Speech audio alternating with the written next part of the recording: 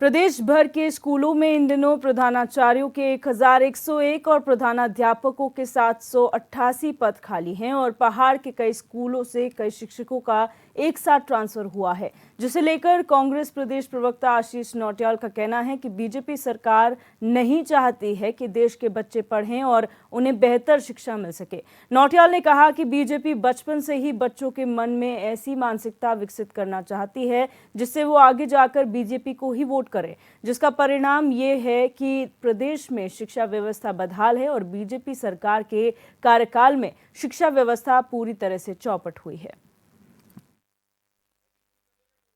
उसके ऊपर संरक्षण है। चाहती नहीं है कि बच्चे पढ़ें, उनका एक ही सपना है अनपढ़ रहेगा इंडिया, तभी तो भाजपा को वोट देगा इंडिया। तो ये लोग बच्चों को पढ़ाने की तरफ इनकी मानसिकता ही नहीं है।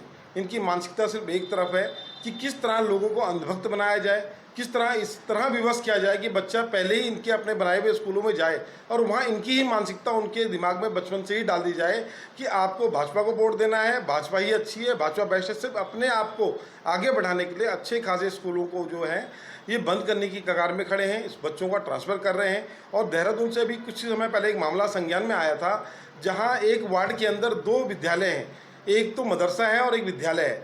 तो ये लोग उस विद्यालय को बंद करके भी उसको मदरसा में कन्वर्ट करना चाह रहे हैं। अरे सालों कब समझोगे देश को? देश बर्बाद कर रहे हो, महिलाओं के साथ जाते। तो आपको बता दें कि लगातार उत्तराखंड में शिक्षा व्यवस्था को दुरुस्त करने का दावा किया जा रहा है। खुद शिक्षा मंत्री जो हैं ये तमाम दावे करते रहते हैं, लेकिन उसके बाद भी विपक्ष जो है हमलावर है सरकार पर, जहां पर स्कूलों में प्रधानाचार्यों के 1101 पद खाली हैं। वही प्रधानाध्यापकों की बात की जाए तो 788 पद खाली हैं, जिनमें भर्ती की ज़रूरत है। समय समय पर शिक्षा मंत्री द्वारा ये बात कही जाती है कि शिक्षा के क्षेत्र में बेहतरी के काम किए जाएंगे, नई भर्तियां होंगी, लेकिन तस्वीरें अभी तक नहीं बदली हैं। कल ही एचएनएन ने एक मुद्दा उठाया था उत्तरकाशी का, जहां पर एक स्कूल ऐसा है जहां पर इतिहास में उत्तरकाशी के पहली बार हुआ। डीएम कार्यालय के बाहर बच्चे धरना प्रदर्शन करने के लिए पहुंचे। मांग है कि वहां पर शिक्षक हो। 119 बच्चे थे, जहां पर महज 2 ही शिक्षक थे, एक गेस्ट लेक्चरर और दूसरा परमानेंट टीचर। परमानेंट टीचर की कोई यहाँ पर जानकारी नहीं है, कोई अता पता नहीं है, वो स्कूल नहीं आता, और जो गेस्ट टीचर है वो ही भोजन माता का भी काम करती है और वो बच्चों को पढ़ाती भी है। तो ये अनियमितताएं जो हैं, इसी को लेकर कांग्रेस लगातार सरकार पर हमलावर है।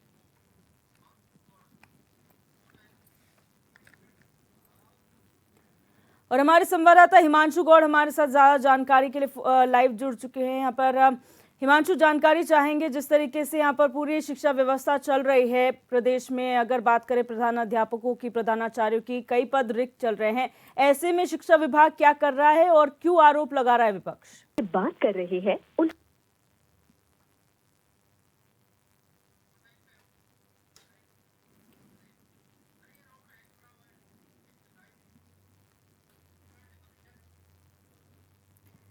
तो आपको बता दें कि यहाँ पर शिक्षा व्यवस्था को दुरुस्त करने की बात कही जाती है, लेकिन उन दावों पर कांग्रेस ने सवालिया निशान खड़े किए हैं। और कांग्रेस प्रवक्ता आशीष नौटियाल का ये कहना है कि बीजेपी ये चाहती है कि अनपढ़ रखे बच्चों को, क्योंकि बच्चे अनपढ़ रहेंगे तभी बीजेपी को वोट करेंगे, ऐसा आशीष नौटियाल का कहना है और ऐसा कांग्रेस का भी मानना है। हमारे संवाददाता हिमांशु गौड़ हमारे साथ फोन लाइन पे एक बार फिर जुड़ चुके हैं। हिमांशु, जिस तरीके से पूरी शिक्षा व्यवस्था प्रदेश में चल रही है, क्या कुछ बेहतरी के काम किए जा रहे हैं और विपक्ष क्यों सवाल उठा रहा है?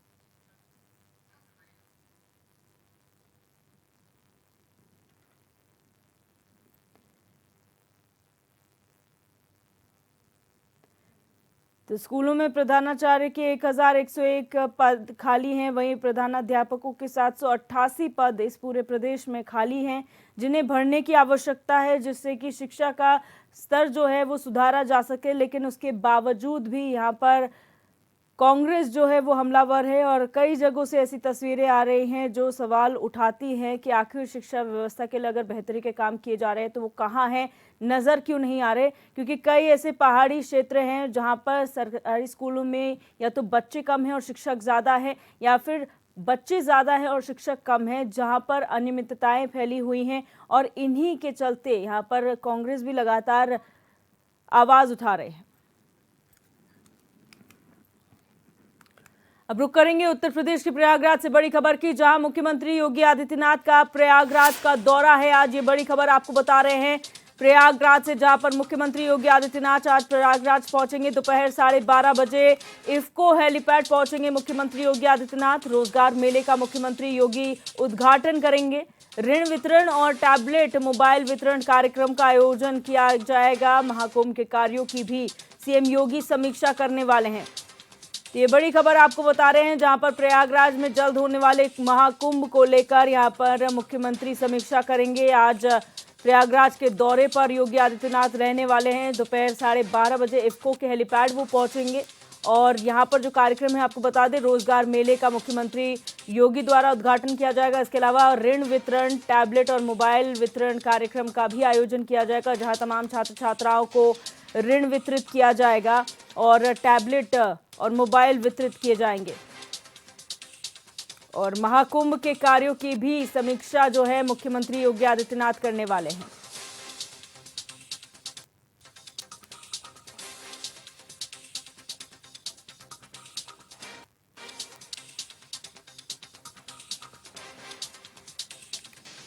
तो आपको बता दें कि प्रयागराज से बड़ी खबर है, जहां पर आज उत्तर प्रदेश के मुखिया योगी आदित्यनाथ प्रयागराज के दौरे पर रहने वाले हैं, जहां पर 12:30 बजे वो इफ्को हेलीपैड पर उतरेंगे और यहां से वो कार्यक्रम स्थलों पर पहुंचेंगे। आपको बता दें कई कार्यक्रम उनके हैं। महत्वपूर्ण ये है कि वो महाकुंभ जो आयोजित होने वाला है प्रयागराज में, उसे लेकर समीक्षा करेंगे, उसकी तैयारियों का जायजा लेंगे। इसके अलावा ऋण वितरण और टैबलेट और मोबाइल वितरण कार्यक्रम में भी प्रतिभाग करेंगे मुख्यमंत्री।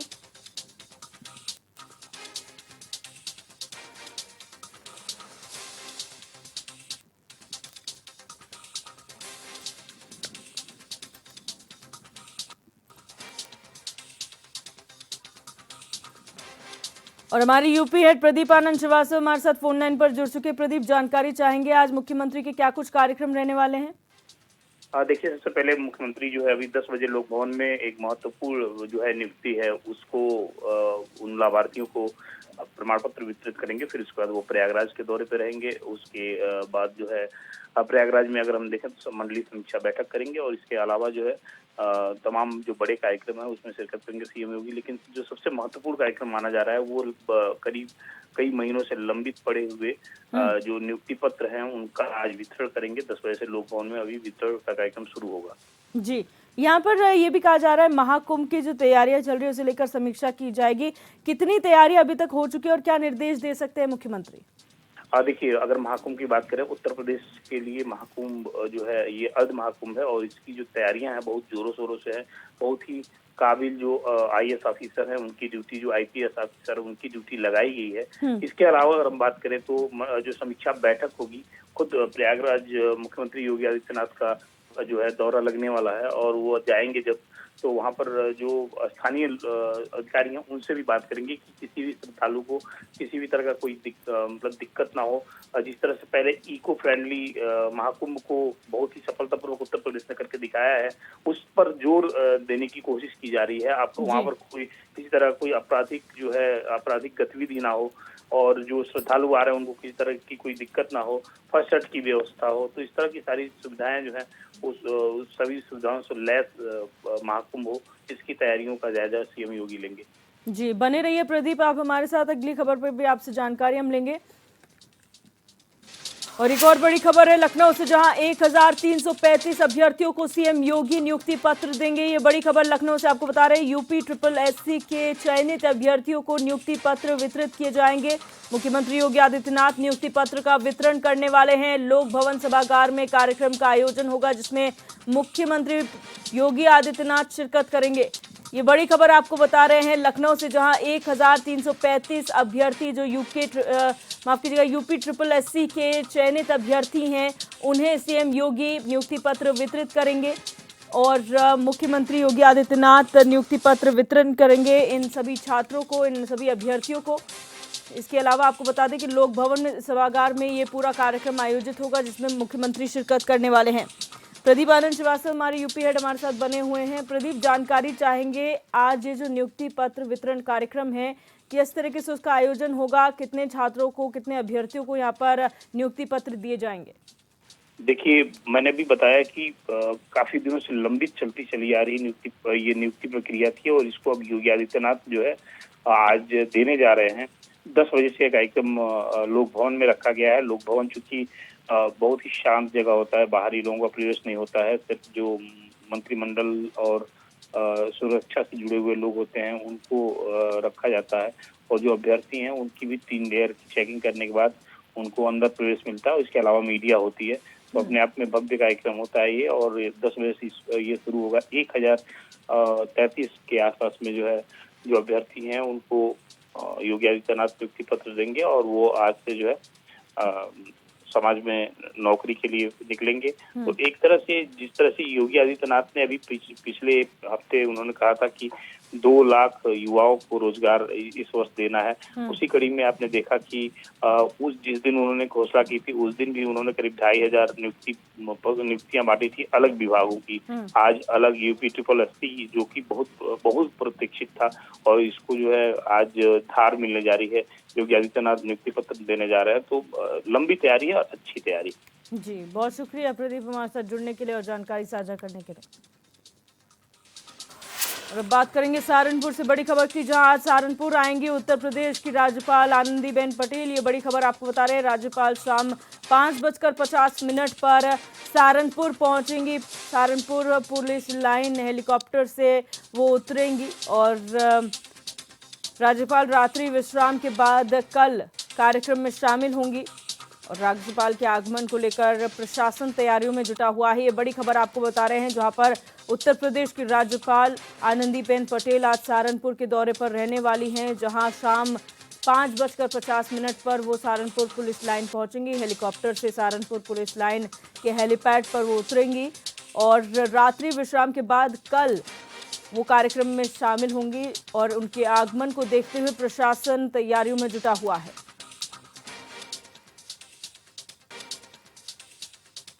योगेश आर्य हमारे संवाददाता हमारे साथ फोन लाइन पर जुड़ चुके हैं। योगेश, क्या जानकारी है राज्यपाल के आगमन को लेकर, किन किन कार्यक्रमों में वो प्रतिभाग करने वाली हैं? देखिए दीवादर्शी, मैं आपको बता दूं कि आज जो है सहारनपुर उत्तर प्रदेश की राज्यपाल आनंदीबेन पटेल जो है वो पहुंचेंगी और वो मेरठ से करीब 5:50 पर सहारनपुर पहुंचेंगी। पुलिस लाइन में उनका हेलीकॉप्टर जो है राजकीय हेलीकॉप्टर उतरेगा और वहां से वो सीधा पुलिस लाइन से वाया कार के होते हुए सर्किट हाउस पहुंच जाएंगे और रात्रि विश्राम के बाद कल कार्यक्रम में वो शामिल होंगी। कल कार्यक्रम उनका रखा गया है सर्किट हाउस से। जैसे ही कार्यक्रम स्थल जनमंच पर पहुंचेंगे वहां पर जो है जो मां शाकुंभरी यूनिवर्सिटी है वहां पर आंगनबाड़ी के जो किट है वो वितरण होना है। यूनिवर्सिटी का एक कार्यक्रम है वो वहां पर होना है और वहीं से जो है फिर उसके बाद वह करीब 3 बजे जो है सर्किट हाउस के लिए रवाना हो जाएंगे और फिर उसके बाद लंच करेंगे और शाम को एक मीटिंग यूनिवर्सिटी को लेकर ऑफिशियल मीटिंग होनी है जो वो होगी और उसके बाद वो रात्रि विश्राम करेंगी और करीब 6 तारीख की बात की जाए तो 6 तारीख में सर्किट हाउस से हेलीपैड पहुंचेंगे और वहां से जो है फिर वो पुलिस लाइन से हेलीपैड से बने हुए गुजरोला अमरोहा के लिए जो है वो रवाना हो जाएंगे। तो ये 3 दिन का उनका कार्यक्रम है। आज आएंगी, कल कार्यक्रम में रहेंगी और परसों फिर यहाँ से वो रवाना हो जाएंगे। तो 3 दिन का उनका दौरा रहेगा और उसमें जो है यूनिवर्सिटी के जो कामकाज है उनकी समीक्षा हो सकती है। वहां पर उनके साथ जो मीटिंग होगी और जो आंगनबाड़ी की महिलाएं हैं उनको किट वितरण होंगी। तो महत्वपूर्ण उनके कार्यक्रम सहारनपुर में लगे हुए हैं और उसी को लेकर सहारनपुर प्रशासन भी जो है पूरे कार्यक्रम को देखते हुए, सुरक्षा व्यवस्था को देखते हुए तैयारियों में जुटा हुआ है। जी दिव्या, बहुत शुक्रिया योगेश हमारे साथ जुड़ने के लिए और जानकारी साझा करने के लिए। और यहाँ हम रुकेंगे एक छोटे से ब्रेक के लिए, जल्द हाजिर होंगे कुछ और खबरों के साथ।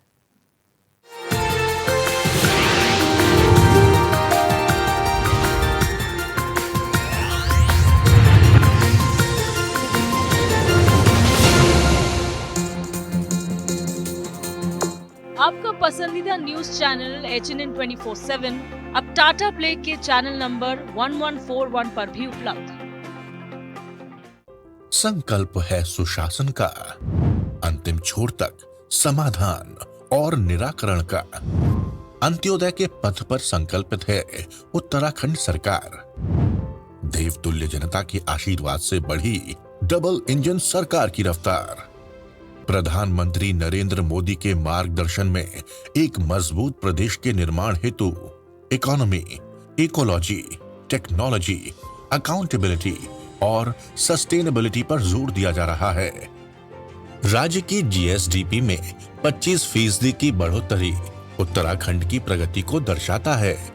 अब राजस्व को दोगुना करने की दिशा में तेजी से कार्य हो रहा है। उत्तराखंड के सीमांत जनपदों में तेजी से हो रहा है स्मार्ट विलेज का निर्माण।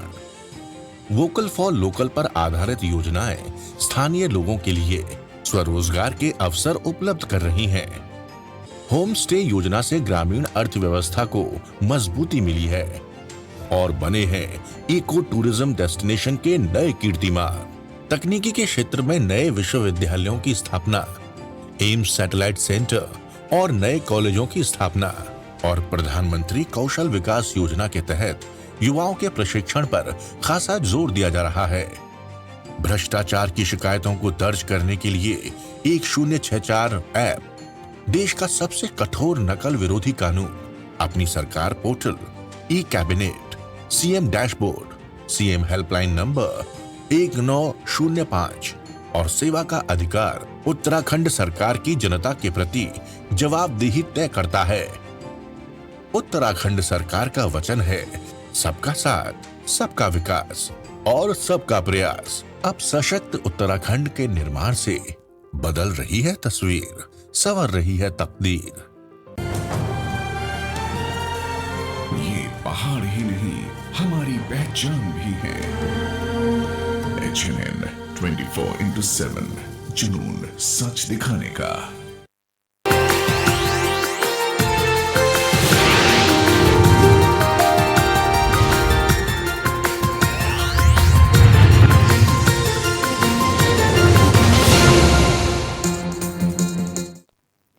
ब्रेक के बाद आप सभी का एक बार फिर से स्वागत है। रुक करेंगे लखनऊ से बड़ी खबर का, जहां मंत्री अरविंद शर्मा ने महाकुंभ की तैयारियों की समीक्षा की है। बड़ी खबर आपको बता रहे हैं लखनऊ से, जहां पर अरविंद शर्मा जो मंत्री हैं उन्होंने महाकुंभ की तैयारियों की समीक्षा की है। सभी विभाग महाकुंभ से जुड़े कार्यों को समय से पूरा करें, ऐसे निर्देश उनके द्वारा दिए गए हैं। श्रद्धालुओं को किसी भी प्रकार की असुविधा न हो, इसका भी ध्यान रखा जाए। सभी मूलभूत सुविधाओं पर ध्यान केंद्रित करें। ट्रैफिक की बेहतर व्यवस्था बनाई जाए। महाकुंभ के दौरान साफ सफाई की बेहतर व्यवस्था हो। ये तमाम ऐसे निर्देश हैं जो मंत्री अरविंद शर्मा ने अपने समीक्षा बैठक के दौरान तमाम विभागीय अधिकारियों को दिए हैं।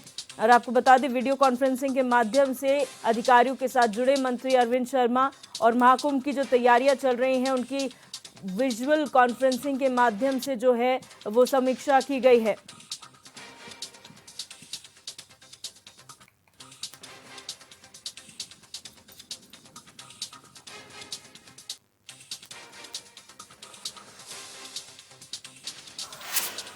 और अब बात करेंगे मुरादाबाद से खबर की, जहां अभिनेत्री जया प्रदा के खिलाफ गैर जमानती वारंट जारी हो चुका है। ये बड़ी खबर आपको बता रहे हैं। अभद्र टिप्पणी के मामले में जया प्रदा के दर्ज होने थे बयान। मंगलवार को भी कोर्ट में हाजिर नहीं हुई जया प्रदा। मुकदमे की अगली सुनवाई 12 सितंबर को होगी। आजम खान, डॉक्टर ST हसन, अब्दुल्ला आजम पर केस हुआ था, जिस मामले पर जया प्रदा का बयान दर्ज करवाना था, लेकिन वो कोर्ट में पेश नहीं हुई और उनके खिलाफ गैर जमानती वारंट यानी नॉन बेलेबल वारंट जो है वो जारी कर दिया गया है। और अब अगली सुनवाई 12 सितंबर के लिए रखी गई है।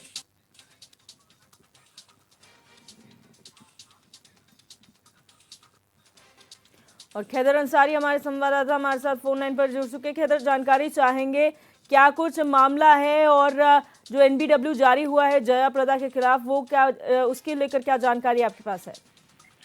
जी मैं आपको बता दूं, ये जो पूरा मामला है वो थाना कड़गर क्षेत्र में सन 2019 से जुड़ा हुआ है। आपको बताते लोकसभा चुनाव को लेकर प्रचार प्रसार चल रहा था, जिसको लेकर एक जनसभा जो है समाजवादी पार्टी की तरफ से रखी गई थी। थाना कड़गर क्षेत्र में जनसभा थी जिसमें पूर्व सांसद डॉक्टर ST हसन और आजम खां और अब्दुल्ला आजम कई अन्य वरिष्ठ नेता भी वहाँ मौजूद थे। जब जिसमें मंच से आजम खां ने एक जयप्रदा के खिलाफ अभद्र टिप्पणी का प्रयोग किया था, जिसके बाद मुरादाबाद पुलिस ने एक्शन लेते हुए थाना कड़गर में FIR दर्ज कराई थी, जिसको लेके जयप्रदा के बयान दर्ज होने लगातार कोर्ट जो है वो नोटिस जयप्रदा को भेज रही थी, मगर जयप्रदा जो है अभी तक अपने बयान दर्ज कराने के लिए नहीं पहुंची। जिसके बाद अब जो MP MLA कोर्ट के जो जज हैं उन्होंने जयप्रदा के खिलाफ NPW नॉन बेलेबल वारंट जारी किया है। जी, इससे पहले भी कई बार NBW जारी हो चुके हैं जयप्रदा के खिलाफ और वो यहाँ पर पेश नहीं हो रही हैं, आखिर वजह क्या सामने आ रही है?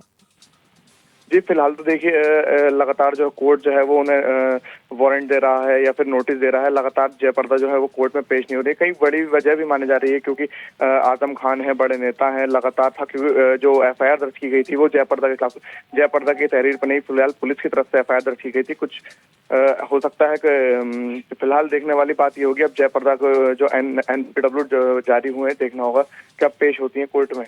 जी, बहुत शुक्रिया अख्यादर जानकारी के लिए।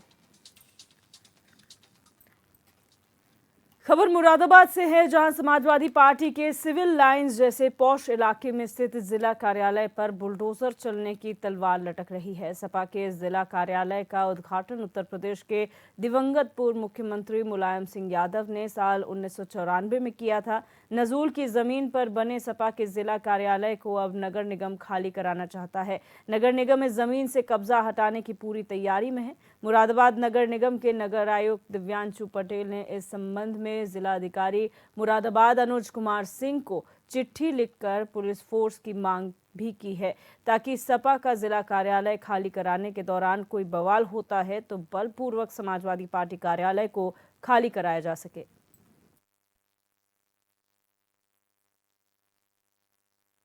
आज हम जिलाधिकारी महोदय साहब से मिले हैं।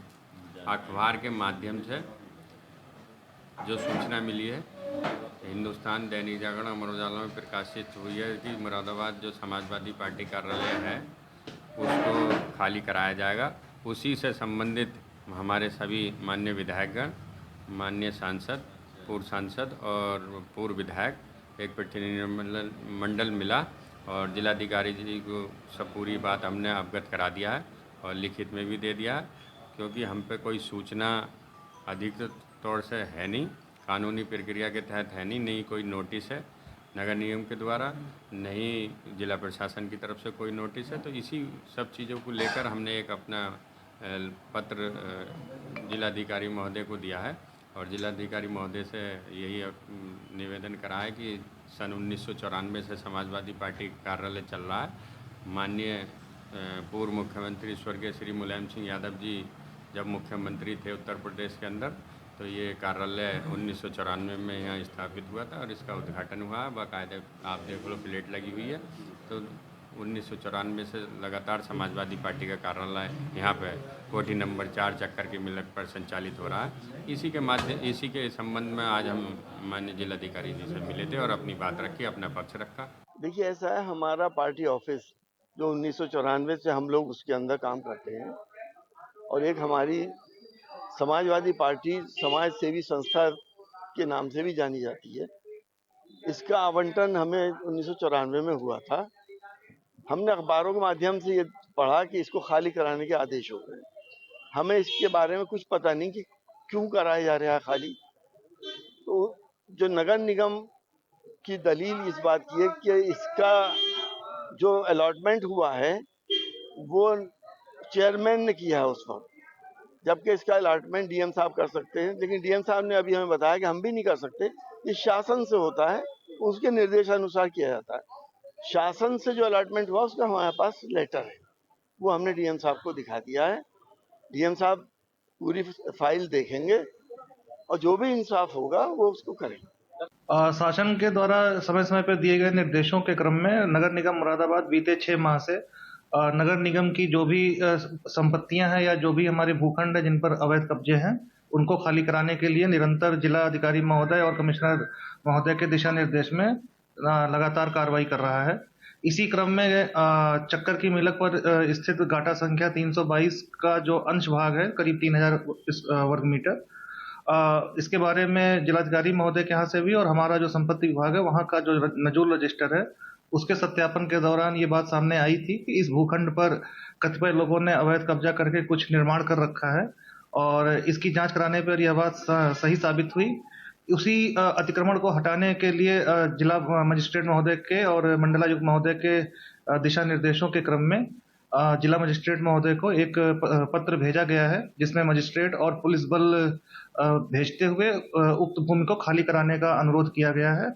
आगे की जो अग्रिम कार्रवाई है वो जिला मजिस्ट्रेट महोदय के दिशा निर्देशों के क्रम में जिला प्रशासन द्वारा की जानी है। इस बारे में जो भी अग्रिम जानकारी आएगी, किसी का भी वो अतिक्रमण हो या किसी व्यक्ति का या किसी संगठन का अतिक्रमण होता है, और जो शासन के दिशा निर्देश हैं, जिला अधिकारी महोदय और कमिश्नर साहब के जो हमें गाइडेंस है और स्पष्ट निर्देश हैं कि किसी भी प्रकार का अतिक्रमण जो निगम की जमीन पर चला आ रहा है, उसे हम सम्यक नियमों के अंतर्गत सुसंगत शासनादेशों के क्रम में खाली कराएंगे।